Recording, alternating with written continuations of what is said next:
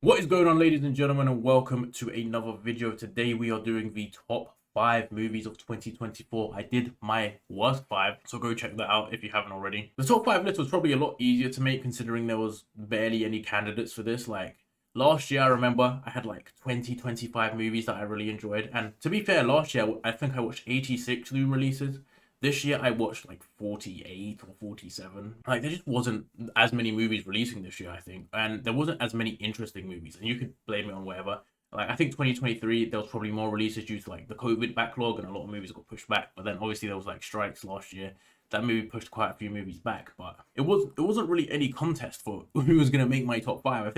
I don't think there's too many candidates outside my top 5 that even had a look in. But yeah, man, it's been a bit of a rough year. Marvel and Disney have pretty much died at this point, and hopefully they're going to go away from some of their political ideology bullshit that they've been doing, considering some of the success of other movies. Like, I mean, Inside Out 2 was a revelation. I didn't go see it, but it made a lot of money. The superhero movies this year were fucking dreadful, and I think they're going to continue into next year with the hangover of this. Even if they decide to change how they make movies or like stop pushing the agenda, I think Captain America and the Thunderbolts and the Fantastic Four are all coming out next year. They're all probably pretty much done already, so there's not going to be too much changing from that.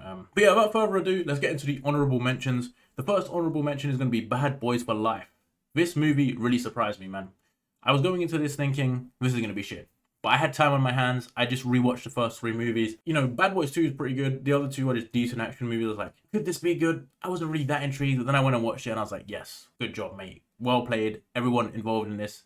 What a fun movie to watch. Will Smith and Martin Lawrence do another great job. I think they even upped the stakes a little bit in terms of the way it's shot and the action. Like I feel like John Wick has really pushed the level of action movies, because I feel like the action movie genre got pretty stale because it was kind of the same movies being made over and over again. And then John Wick came out, and then it's like, okay, Bad Boys took a lot from John Wick and then added itself. I mean, there's all those famous screenshots of or like clips of Will Smith running with like the front facing camera and shit. I mean, it was a fun movie, really, really good. I enjoyed it. I think it's probably my 6th movie of the year. I think it's right outside. And by the way, I forgot to mention, this is going to be based on UK releases. So whatever came out in the UK in 2024. If it came out in other countries before, too bad, innit? The Color Purple, I really enjoyed this. I know some people hated this, but I remember reading this book in English lit in year 12, and I hated it. I thought it was shit. You know what I mean? I was like, bro, this is boring, whatever. And I never watched, like, I think Steven Spielberg made a movie. But this movie was, I actually really enjoyed it. It's a musical. I think some of the performances are really, really good in it. The songs work for the most part, and I was genuinely quite entertained throughout this movie. So, One Life, the movie with Hannibal Lecter, what's his name? His name always escapes me. Fucking Poseidon, not Poseidon, Odin from MCU. Anthony Hopkins, with Anthony Hopkins. Very, very good movie. Bit long, but very, very good. I mean, I remember watching this it was the first movie I watched of the year. It came out on New Year's Day last year in the UK, and the cinema was full for it, mate. The cinema was packed. And yeah, it's a very good story about a guy who rescued a bunch of kids from Nazi-occupied Czechoslovakia at the time, it would have been. And yeah, it was a very good, heartfelt movie, very much enjoyed. And you see like the appreciation he gets later in life. Very, very good movie. I would recommend watching it. Robot Dreams was another one that was pretty good. I think it got nominated for the Oscars in animation.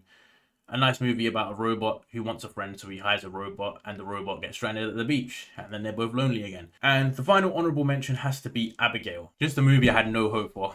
I had zero hope for this watching the trailers, and then when I watched it, I was like, yeah, this is actually pretty good. I actually really enjoyed this movie, so I would definitely recommend going and watching Abigail if you haven't already. So yeah, let's get into the top 5. In 5th place, I'm going to have to go with Deadpool and Wolverine. Finally, another good superhero movie.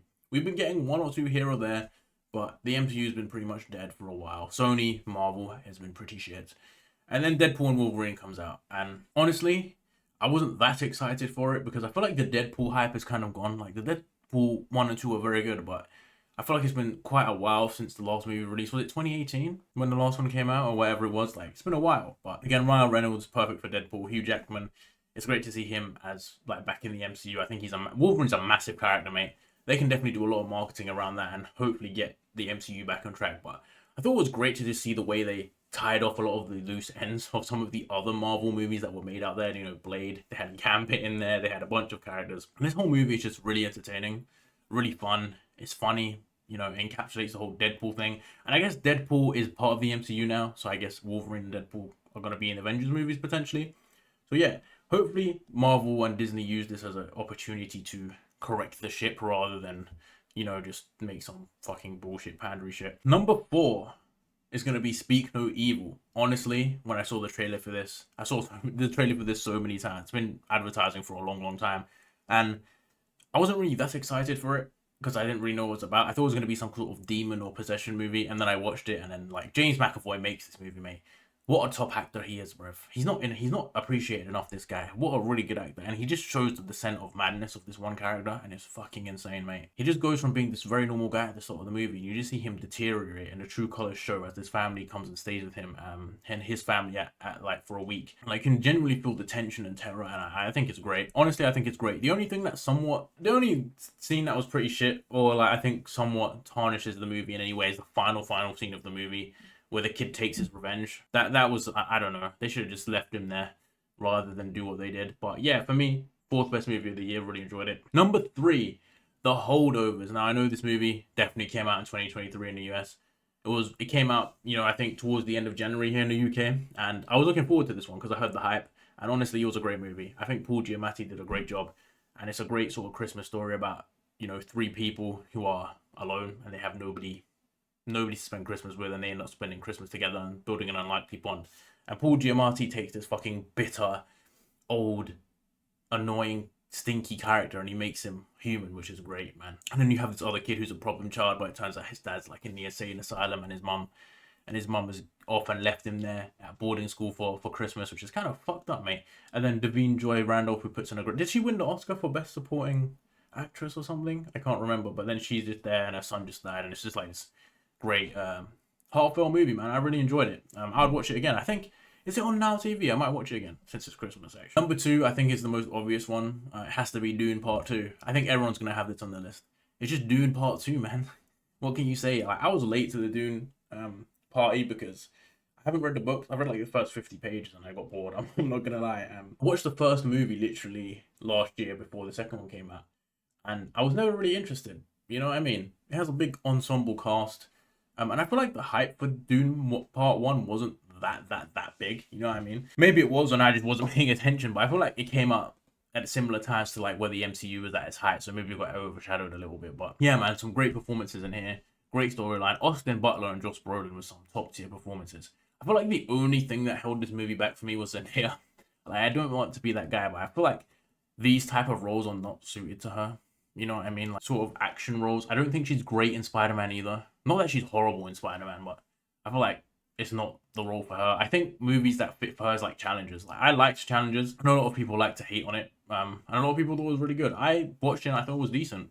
I think that's the type of role that she does really well in. And then like these roles in Dune, I feel like she's a weak point of the movie, personally. But I think I did a full review on it if you want to see my thoughts on that. That leads me to the number 1 movie of 2024, and that has to be The Iron Claw.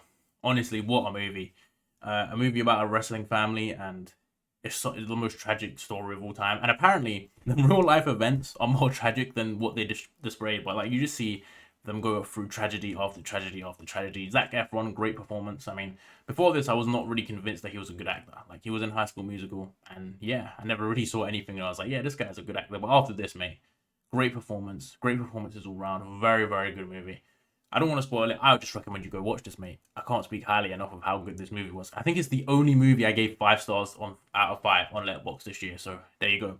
But yeah, that's my top 5 movies of the year. I'll do a little bonus segment and say films that surprised me. I don't think there were any. Speak No Evil surprised me. I didn't think it would be good, but were there any movies that Bad Boys, I guess, surprised me. Abigail, but I've mentioned all of these before. No other movie really surprised me in terms of being good. A lot surprised me in terms of being bad, but if you want to see that, go watch the worst movies. But yeah, that's it for this. Let me know what your best movies of the year were, and I'll see you all